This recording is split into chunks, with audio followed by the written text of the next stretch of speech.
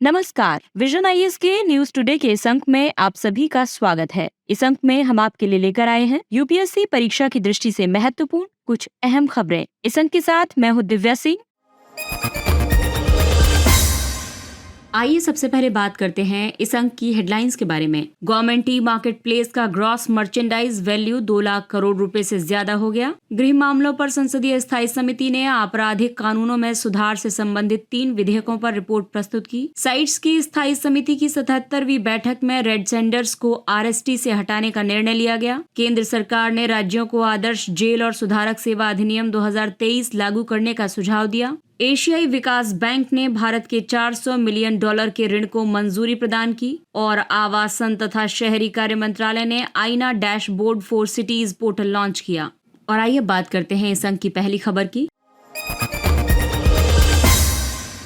Government e market place यानी GeM का gross merchandise value 2 lakh crore रुपए से ज्यादा हो गया है। वित्त वर्ष 2023-24 के 8 महीनों में से भी कम समय में gross merchandise value 2 lakh crore रुपए को पार कर गया है। ये पिछले वित्तीय वर्ष के अंत में दर्ज किए गए कुल जीएमवी से ज्यादा है। जेम एक सार्वजनिक खरीद पोर्टल है। यहाँ से केंद्र सरकार तथा सभी राज्य सरकारों के मंत्रालय, विभाग, सार्वजनिक क्षेत्र की इकाइयां और संबद्ध निकाय वस्तुओं और सेवाओं की खरीदारी करते हैं। वित्त मंत्रालय ने सरकारी संस्थाओं के लिए ये अनिवार्य किया है कि वे जेम पोर्टल के जरिए खरीदारी करें। आप सभी को बता दें कि जेम पोर्टल का महत्व इसलिए भी है क्योंकि ये सार्वजनिक खरीद प्रक्रिया को पारदर्शी, कुशल और समावेशी बनाता है। इसके अलावा ये सरकारी कोष से होने वाले खर्च में बचत करता है। जेम की शुरुआत 2016 में की गई थी और अब तक इसने सरकार की 45,000 करोड़ रुपए से ज्यादा की बचत करवाई है। ये सूक्ष्म और लघु उद्यमों, स्टार्टअप्स और महिला उद्यमियों के लिए अवसर प्रदान करता है। जेम ने और भी कई पहलें शुरू की हैं, जैसे महिला उद्यमियों और महिला स्वयं सहायता समूहों द्वारा बनाए गए उत्पादों को प्रदर्शित करने और महिला उद्यमिता को बढ़ावा देने के लिए वुमनिया पहल शुरू की गई है। इसके अलावा ग्रीन गोल्ड कलेक्शन पहल की शुरुआत की गई। इस पहल के माध्यम से निर्माण क्षेत्र में संभावित उपयोग के लिए बांस से बनी हुई अलग अलग सामग्रियों, उत्कृष्ट बांस, हस्तशिल्प आदि का प्रदर्शन किया जाएगा। संयुक्त राष्ट्र पर्यावरण कार्यक्रम के सहयोग से संधारणीय उत्पादों और सेवाओं की सार्वजनिक खरीद को प्रोत्साहित किया जा रहा है।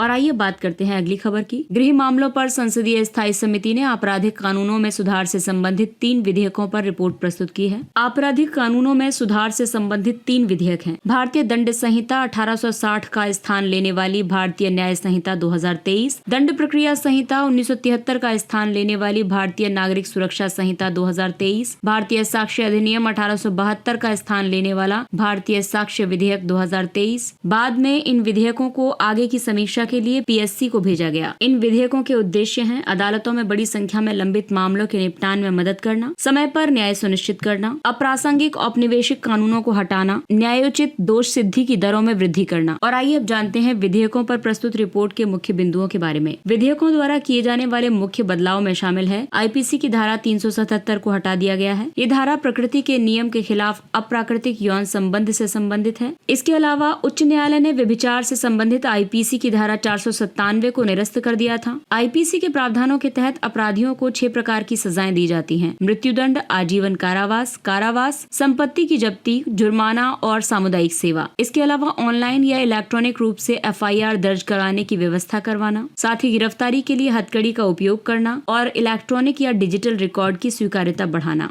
विधेयकों में इन सभी बदलावों की बात की गई। समिति ने इसमें सिफारिश की है कि आईपीसी की धारा 377 को लैंगिक रूप से तटस्थ बनाकर आंशिक रूप से बरकरार रखा जाना चाहिए। व्यभिचार को लैंगिक रूप से तटस्थ बनाकर इसे फिर से अपराध घोषित किया जाना चाहिए। न्यायिक दंडाधिकारियों को सजा के रूप में सामुदायिक सेवा लागू करने में सक्षम बनाया जाना चाहिए। केवल राज्य निर्दिष्ट तरीकों के माध्यम से ही ऑनलाइन एफआईआर की अनुमति दी जानी चाहिए। इसके अलावा आर्थिक अपराधों के अपराधियों के लिए हथकड़ी के उपयोग को प्रतिबंधित किया जाना चाहिए। साथ ही इलेक्ट्रॉनिक और डिजिटल रिकॉर्ड का उचित प्रबंधन सुनिश्चित किया जाना चाहिए। और आइए बात करते हैं अगली खबर की। ये पेपर 3 से संबंधित है। साइट्स की स्थायी समिति की 77वीं बैठक में रेड सेंडर्स को आरएसटी से हटाने का निर्णय लिया गया। आरएसटी यानी रिव्यू ऑफ सिग्निफिकेंट ट्रेड, ये पादपों और जंतुओं के निर्यात पर नजर रखने के लिए साइट्स द्वारा अपनाई जाने वाली एक प्रक्रिया है। इस प्रक्रिया के माध्यम से स्थायी समिति ये जांच करती है कि देशों द्वारा प्रजातियों के निर्यात में साइट्स नियमों का पालन किया जा रहा है या नहीं। अनुपालन न करने पर अनुशासनात्मक कार्रवाई की जा सकती है। इस कार्रवाई में व्यापार का निलंबन भी शामिल है। भारत का रेड सेंडर्स 2004 में आरएसटी प्रक्रिया के अधीन है। रेड सेंडर्स को आरएसटी से हटाने से इसे उगाने वाले किसान इसके वैध व्यापार की आपूर्ति श्रृंखला से जुड़ सकेंगे। रेड सेंडर्स को आरएसटी से हटाने में अन्य कारकों के साथ साथ वन्यजीव संरक्षण अधिनियम 1972 में किया गया संशोधन 2022 भी बहुत मददगार सिद्ध हुआ है। इस संशोधन द्वारा साइट्स नेशनल लेजिस्लेशन प्रोग्राम के तहत अनिवार्य किए गए साइट्स के प्रावधानों को वन्यजीव संरक्षण अधिनियम में शामिल किया गया। इसकी वजह से साइट्स की स्थायी समिति ने अब भारत को साइट्स की श्रेणी 2 से श्रेणी 1 में स्थानांतरित कर दिया है। नेशनल लेजिस्लेशन प्रोग्राम के तहत अनुपालन के आधार पर पक्षकारों को साइट्स की 3 श्रेणियों में से किसी एक श्रेणी में रखा जा सकता है। रेड सेंडर्स यानी लाल चंदन और येर्रा चंदनम और रक्त चंदनम है। ये पूर्वी घाट के उष्णकटिबंधीय शुष्क पर्णपाती वनों की स्थानिक प्रजाति है। इसे पूर्वी घाट का गौरव भी कहा जाता है। लाल चंदन को IUCN की रेड सूची में एंडेंजर्ड के रूप में सूचीबद्ध किया गया है। इसके अलावा साइट्स के परिशिष्ट 2 में शामिल है तथा वन्यजीव संरक्षण अधिनियम की अनुसूची 4 में सूचीबद्ध है। इस तने के वृक्ष का गहन आंतरिक भाग एक लाल रंग के वर्णक सेंटालिन से रंजित होता है। इसी लाल रंग के कारण इस लकड़ी का बहुत ज्यादा मूल्य होता है। साइट्स NLP के तहत पक्षकारों की 3 श्रेणियां हैं। आइए इन 3 श्रेणियों के बारे में जानते हैं। श्रेणी 1 के तहत वो कानून शामिल होता है जो आमतौर पर साइट्स के कार्यान्वयन के लिए जरूरी आवश्यकताओं को पूरा करता है। श्रेणी 2 में ऐसा कानून है जिसके बारे में आमतौर पर ये माना जाता है कि ये साइट्स के कार्यान्वयन के लिए जरूरी सभी आवश्यकताओं को पूरा नहीं करता है। श्रेणी 3 में ऐसा कानून है जिसके बारे में आमतौर पर ये माना जाता है कि ये साइट्स के कार्यान्वयन के लिए जरूरी आवश्यकताओं को पूरा नहीं करता है। प्राणी जात और वनस्पति जात की संकटग्रस्त प्रजातियों के अंतर्राष्ट्रीय व्यापार पर कन्वेंशन यानी साइट्स देशों के बीच एक अंतर्राष्ट्रीय समझौता है। इसका उद्देश्य ये सुनिश्चित करना है कि वन्य जीवों और पादपों के अंतर्राष्ट्रीय व्यापार से प्रजातियों के अस्तित्व के समक्ष खतरा उत्पन्न न हो। और आइए अब बात करते हैं अगली खबर की। केंद्र सरकार ने राज्यों को आदर्श जेल और सुधारक सेवा अधिनियम 2023 लागू करने का सुझाव दिया। आदर्श जेल अधिनियम 2023 का उद्देश्य जेल प्रशासन से संबंधित सभी प्रासंगिक समस्याओं का समग्र रूप से समाधान करना है। नए कानून ने जेल अधिनियम 1894 की जगह ली है। साथ ही इस कानून में प्रिजनर्स एक्ट 1900 और प्रिजनर्स ट्रांसफर एक्ट 1950 के प्रासंगिक प्रावधानों को भी शामिल किया गया है। आदर्श जेल अधिनियम 2023 के मुख्य प्रावधानों के तहत ज्यादा सुरक्षित जेलों पर ध्यान दिया गया है। ऐसी जेलों में गैंगस्टर और खतरनाक अपराधियों को रखा जाएगा। ये स्वतंत्र और आत्मनिर्भर जेल होंगी। इनमें सुरक्षा व्यवस्था मजबूत होगी। इनमें स्वतंत्र न्यायालय परिसर होंगे। जेल और सुधारक सेवा निदेशालय, इसका कार्य जेल से संबंधित नीतियों को लागू करना, साथ ही अलग अलग जेलों और सुधारक सेवाओं के बीच समन्वय स्थापित करना है। अधिनियम में कैदियों का वर्गीकरण भी किया गया है। कैदियों की मुख्य श्रेणियां होंगी सिविल कैदी, अपराधी, दोष सिद्ध, विचाराधीन, नजरबंद, आदतन अपराधी और रेसिडिविस्ट यानी दोबारा अपराध करने वाला कैदी। इसके अलावा अलग अलग जेल व्यवस्थाओं का प्रावधान है। अलग अलग श्रेणी के कैदियों के लिए तथा महिलाओं या ट्रांसजेंडर आदि की विशेष जरूरतों को देखते हुए अलग अलग जेलों की व्यवस्था करनी होगी। कर्मचारी कल्याण विंग का प्रावधान है। इसकी स्थापना जेल और सुधारक सेवा महानिदेशक करेगा। ये विंग जेल कर्मचारियों से संबंधित कल्याणकारी उपाय करने के लिए सरकार की सहायता करेगी। साथ ही प्रौद्योगिकी का उपयोग किया जाएगा। संपूर्ण जेल प्रशासन को कंप्यूटरीकृत करने का प्रावधान किया गया है। साथ ही जेल से संबंधित डेटाबेस को अंतर संचालनीय दंड न्याय प्रणाली के साथ एकीकृत करने का भी उपबंध किया गया है। इसके अलावा अन्य प्रावधान है इलेक्ट्रॉनिक ट्रैकिंग उपकरणों का उपयोग करना, जिसमें पेरोल और फर्लो पर जाने वाले कैदियों की इलेक्ट्रॉनिक ट्रैकिंग डिवाइस से निगरानी करने का उपबंध किया गया है। हाल ही में जम्मू कश्मीर ने जमानत पर छूटे एक आतंकवादी की निगरानी करने के लिए GPS ट्रैकर एंकलेट का उपयोग किया।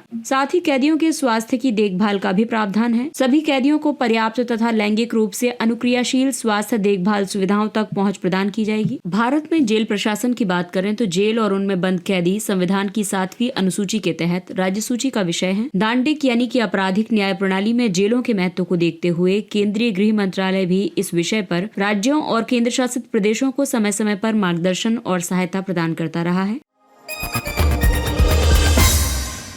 अगला टॉपिक पेपर 2 के महत्वपूर्ण टॉपिक अंतर्राष्ट्रीय महत्वपूर्ण संगठनों से जुड़ी हुई है, जिसमें हम बात करेंगे एशियाई विकास बैंक की। एशियाई विकास बैंक ने भारत के लिए $400 मिलियन के ऋण को मंजूरी प्रदान की है। ADB ने ये ऋण भारत के सतत शहरी विकास और सेवा वितरण कार्यक्रम के उप कार्यक्रम 2 के लिए स्वीकृत किया है। इस कार्यक्रम का उद्देश्य सरकार के शहरी सुधार एजेंडे का समर्थन करना है। ये एजेंडा शहरी जीवन की गुणवत्ता में सुधार लाने पर केंद्रित है। ये कार्यक्रम कई माध्यमों से इस एजेंडे को समर्थन देगा, जैसे कि उच्च गुणवत्ता गुणवत्ता वाली शहरी अवसंरचना का निर्माण करके, सुनिश्चित लोक सेवाओं का सृजन करके, कुशल शासन प्रणालियां विकसित करके। उप कार्यक्रम 2 राज्यों और शहरी स्थानीय निकायों द्वारा शुरू किए गए सुधारों का समर्थन करता है ताकि राष्ट्रीय फ्लैगशिप कार्यक्रम अटल कायाकल्प और शहरी परिवर्तन मिशन अमृत 2.0 को संचालित किया जा सके। अमृत 2.0 का उद्देश्य सभी घरों में सुचारू नल कनेक्शन की सहायता से जल आपूर्ति की सार्वभौमिक कवरेज प्रदान करना और स्वच्छता बनाए रखना है। साथ ही जल की बर्बादी में कमी, घरेलू जल उपयोग के लिए सीवेज जल के उपचार आदि के माध्यम से शहरी जल सुरक्षा सुनिश्चित करना भी इसका उद्देश्य है। इससे पहले एडीबी ने 2021 में उप कार्यक्रम 1 के लिए $350 मिलियन के ऋण को मंजूरी दी थी। उप कार्यक्रम 1 के तहत शहरी सेवाओं में सुधार के लिए राष्ट्रीय स्तर की नीतियां और दिशा निर्देश तैयार किए गए थे। वहीं उप कार्यक्रम 2 के तहत राज्य और शहरी स्थानीय निकाय स्तर पर निवेश संबंधी योजनाओं तथा सुधारात्मक कार्रवाइयों का समर्थन किया जाएगा। ऐसे कार्यक्रम की आवश्यकता इसलिए है क्योंकि भारत में शहरीकरण बढ़ रहा है। 2021 में भारत की शहरी आबादी 498 मिलियन थी। इस तरह से दुनिया की दूसरी सबसे बड़ी शहरी आबादी भारत में है। एक अनुमान के मुताबिक भारत की शहरी आबादी 2030 तक बढ़कर लगभग 600 मिलियन हो जाएगी। अपर्याप्त शहरी सेवा वितरण, ईज ऑफ लिविंग इंडेक्स में भारतीय शहरों का स्कोर कम है। इसके अलावा अपर्याप्त शहरी निवेश और यूएलबीज की कम वित्तीय क्षमता एक अन्य बड़ी समस्या है। इसका उद्देश्य एशिया में आर्थिक समृद्धि और सहयोग को बढ़ावा देना तथा चरम गरीबी का उन्मूलन करना है। साथ ही समृद्ध, समावेशी, लोचशील और संधारणीय एशिया एवं प्रशांत क्षेत्र की परिकल्पना करना भी इसका उद्देश्य है। इसके 68 देश सदस्य हैं। एशिया और प्रशांत क्षेत्र से 49 सदस्य हैं और भारत भी इसका एक सदस्य है। एडीबी सामाजिक और आर्थिक विकास को बढ़ावा देने के लिए ऋण, तकनीकी सहायता, अनुदान और इक्विटी निवेश प्रदान करके अपने सदस्यों और भागीदारों की सहायता करता है। एडीबी के 5 सबसे बड़े शेयरधारक हैं: जापान, संयुक्त राज्य अमेरिका, चीन, भारत और ऑस्ट्रेलिया।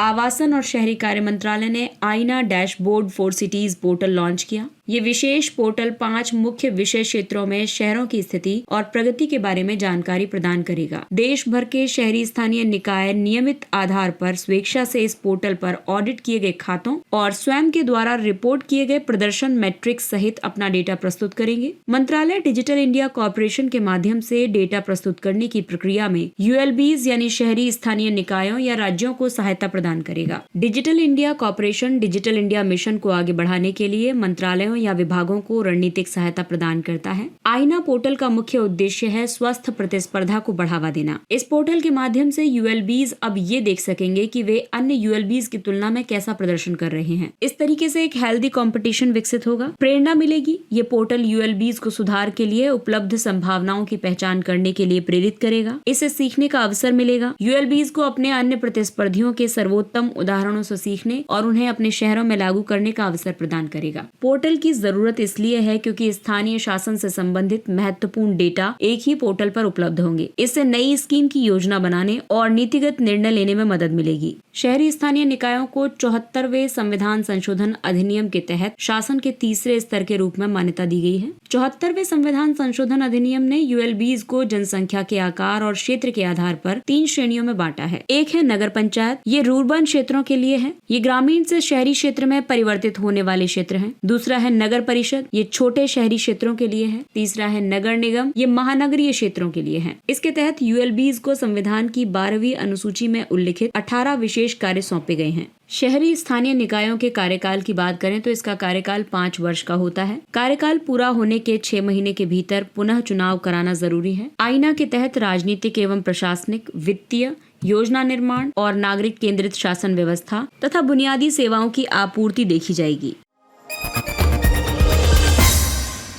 और आइए अब बात करते हैं अन्य महत्वपूर्ण सुर्खियों के बारे में। Euclid space telescope. हाल ही में यूक्लिड स्पेस टेलीस्कोप से ली गई पहली तस्वीर जारी की गई है। यूक्लिड यूरोपीय अंतरिक्ष एजेंसी का एक मिशन है। इस मिशन का लक्ष्य डार्क मैटर और डार्क एनर्जी के रहस्यों को सुलझाना है। ब्रह्मांड नॉर्मल या दृश्यमान मैटर ये लगभग 5% है, डार्क मैटर लगभग 25% है और डार्क एनर्जी लगभग 70% है। इन सब से मिलकर के ब्रह्मांड बना है। नॉर्मल मैटर विद्युत चुंबकीय बल के साथ परस्पर अंतरक्रिया करता है, जबकि डार्क मैटर परस्पर अंतरक्रिया नहीं करता है। डार्क मैटर ना तो प्रकाश को अवशोषित करता है और ना ही परावर्तित करता है और ना ही उत्सर्जित करता है। इन कारणों से इसका पता लगाना बहुत मुश्किल होता है। डार्क एनर्जी उस अज्ञात ऊर्जा स्रोत को कहा जाता है जो ब्रह्मांड के विस्तार में तेजी ला रहा है।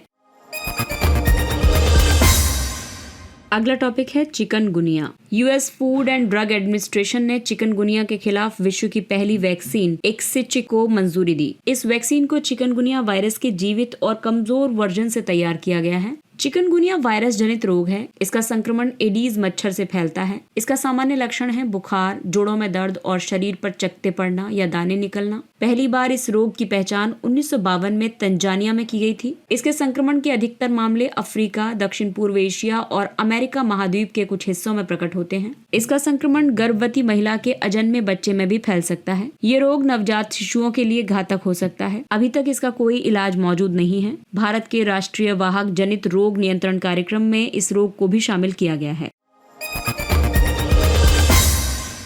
पटाखों से उत्पन्न होने वाले खतरे। पटाखों में कई रसायन मौजूद होते हैं, इसलिए इनके अत्यधिक संपर्क में आना खतरनाक हो सकता है। पटाखों में मौजूद कुछ रसायन है स्ट्रोंटियम, ये लाल रंग उत्पन्न करता है। ये रसायन बच्चों में हड्डियों के विकास को बाधित करता है। बेरियम, ये हरा रंग उत्पन्न करता है। ये रसायन तंत्रिका तंत्र को नुकसान पहुंचाता है और दिल का तेजी से धड़कना, कमजोरी, पक्षाघात इत्यादि का कारण बनता है। इसके अलावा तांबे के यौगिक नीला रंग उत्पन्न करते हैं। ये त्वचा रोग, कैंसर, हार्मोन संबंधी विकार आदि का कारण बन सकते हैं। वहीं एल्यूमिनियम सफेद रंग का प्रकाश उत्पन्न करता है। इसके संपर्क में आने वाली त्वचा में जलन या सूजन होती है। इसके अलावा ये जैव संचयन यानी बायो एक्यूमुलेशन का भी कारण बनता है। वहीं एंटीमनी सल्फाइड चमक प्रभाव उत्पन्न करता है। ये कैंसर कारक रसायन है और अल्जाइमर रोग का कारण भी बन सकता है। पटाखों में बेरियम नाइट्रेट और लिथियम यौगिक का भी इस्तेमाल किया जाता है। ये श्वसन संबंधी समस्याएं उत्पन्न कर सकते हैं।